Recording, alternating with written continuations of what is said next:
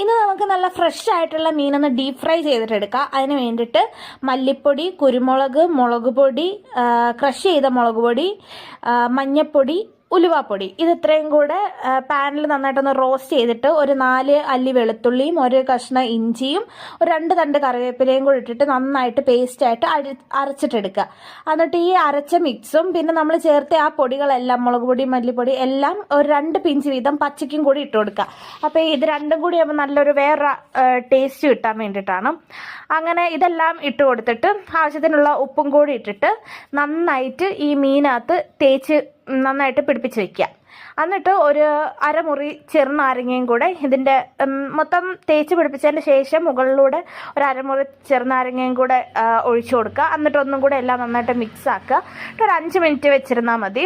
ഇപ്പോൾ ഒരുപാട് വെക്കണമെന്നുണ്ടെങ്കിൽ വെക്കാം. 1 അവറൊക്കെ അങ്ങനെ വെക്കുകയാണെന്നുണ്ടെങ്കിൽ 1 അവറൊക്കെ വെക്കുകയാണെന്നുണ്ടെങ്കിൽ ഫ്രിഡ്ജിനകത്ത് വെക്കണം.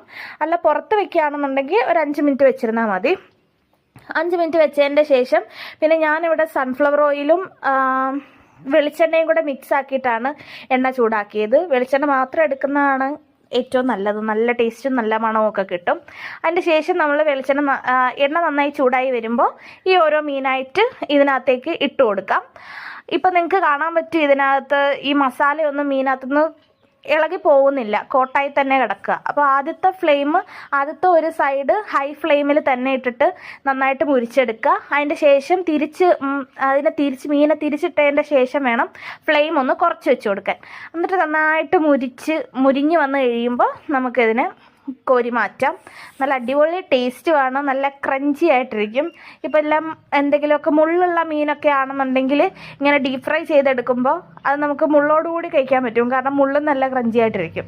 അപ്പോൾ ചവച്ച് നന്നായിട്ട് കഴിക്കുന്നവർക്ക് മുള്ളോടുകൂടി കഴിക്കാൻ പറ്റും. അപ്പോൾ മുള്ളുള്ള മീനൊക്കെ കൂടുതലും ഡീപ് ഫ്രൈ ചെയ്യുന്നതായിരിക്കും നല്ലത്.